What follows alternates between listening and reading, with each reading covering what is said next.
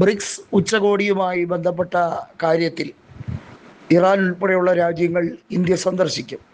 സ്വാഭാവികമാണ് ഉച്ചകോടിയിൽ പങ്കെടുക്കാൻ. എന്നാൽ ഈ ഉച്ചകോടി ഒരു പുതിയ വഴിത്തിരിവിലേക്ക് പോകും. ബ്രിക്സ് രാജ്യങ്ങൾ തങ്ങളുടേതായിട്ടുള്ള വിനിമയത്തിന് വേണ്ടിയുള്ള കറൻസിയുമായി ബന്ധപ്പെട്ട കാര്യത്തിലാണ് ഇപ്പോൾ ഒരു നീക്കുപോക്ക് ഉണ്ടാക്കേണ്ടിയിരിക്കുന്നത്.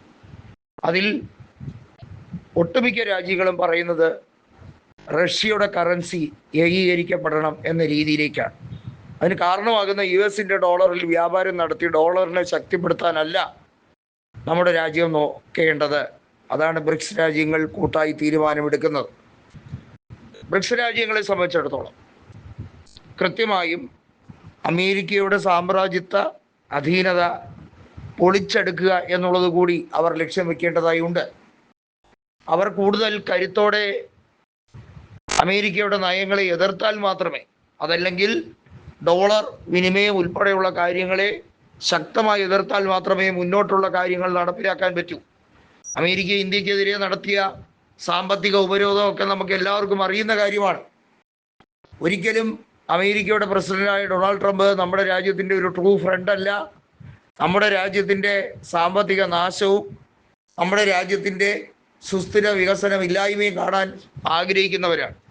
അവർ പാകിസ്ഥാനെയാണ് സപ്പോർട്ട് ചെയ്യുന്നത്. ഇന്ത്യയും പാകിസ്ഥാനും തമ്മിലുള്ള പ്രശ്നങ്ങൾ വരുമ്പോൾ പാകിസ്ഥാന് വേണ്ടി കുടപിടിക്കുന്ന രാജ്യമാണ് അമേരിക്ക. സുരക്ഷാ സമിതിയിൽ അമേരിക്ക തങ്ങളുടെ വീറ്റോ പവർ ഉപയോഗിക്കുന്നത് എന്തിനു വേണ്ടിയാണെന്ന് നമുക്ക് ഓരോരുത്തർക്കും കൃത്യമായി അറിയാം. എന്നാൽ റഷ്യ അങ്ങനെയല്ല, ഇറാൻ അങ്ങനെയല്ല. ഇറാൻ പോലും ശക്തമായി പാകിസ്ഥാനെ എതിർക്കുന്ന സാഹചര്യമാണ് നമ്മൾ കാണുന്നത്. അവിടെ ഒരു പ്രത്യേകതയുണ്ട്. ഇറാൻ്റെ നിലപാടുകൾ നമ്മൾ അംഗീകരിച്ചേ മതിയാവുകയുള്ളൂ.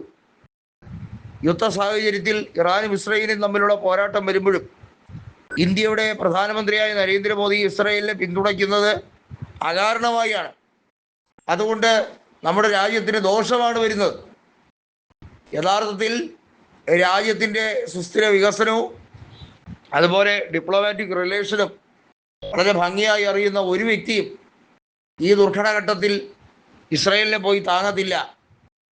ഇറാൻ നമ്മുടെ രാജ്യത്തിന് വേണ്ടി സഹകരിച്ചു പോകുന്ന ഊർജ പദ്ധതികളുമായി ബന്ധപ്പെട്ട കോപ്പറേഷൻ, അതായത് സഹകരണവുമായി ബന്ധപ്പെട്ട കാര്യങ്ങളിൽ ഇറാൻ ഉൾപ്പെടെയുള്ള രാജ്യങ്ങൾ എടുക്കുന്ന തീരുമാനങ്ങൾ അത് ചെറിയ മാറ്റമൊന്നും ആയിരിക്കില്ല നമ്മുടെ രാജ്യത്തുണ്ടാക്കുന്നത്. അത് മനസ്സിലാക്കിയെങ്കിലും ഇസ്രായേലിനെ പോലെ അപകടകാരിയായ ഒരു രാജ്യത്തിനും അംഗീകരിക്കാൻ കഴിയാത്ത രീതിയിൽ ഏറ്റവും തെമ്മാടികളായിട്ടുള്ള ഭരണാധികാരികൾ പാർക്കുന്ന ആ രാജ്യത്തെ തൃണവൽഗണിക്കുകയും അവഗണിക്കുകയുമാണ് വേണ്ടത്. അതല്ലാതെ ഇസ്രായേലിനെ വാരി പുണർന്നുകൊണ്ട് നമ്മുടെ രാജ്യത്തിൻ്റെ അവകാശങ്ങളെ ഹനിക്കാനല്ല ശ്രമിക്കേണ്ടത് എന്ന് വ്യക്തമാവുകയാണ്. 2026 നടക്കുന്ന ഈ സമ്മിറ്റ് ബ്രിക്സ് രാജ്യങ്ങളെ ഒന്നുകൂടി ഒരു കുടക്കീഴിലേക്ക് ആക്കുകയും അവർക്ക് കോമൺ ആയിട്ടുള്ള ഒരു വിനിമയ സമ്പ്രദായത്തിലേക്ക് കാര്യങ്ങൾ എത്തിക്കുകയും ഈ രാജ്യങ്ങളിലൊന്നും അമേരിക്കയുടെ എയർബേസുകൾ പ്രവർത്തിക്കുന്നില്ല എന്ന് ഉറപ്പുവരുത്താൻ വേണ്ടിയുള്ള നീക്കവുമായിരിക്കും ഏറ്റവും പ്രാധാന്യമായി മുൻഗണന നൽകേണ്ടത്.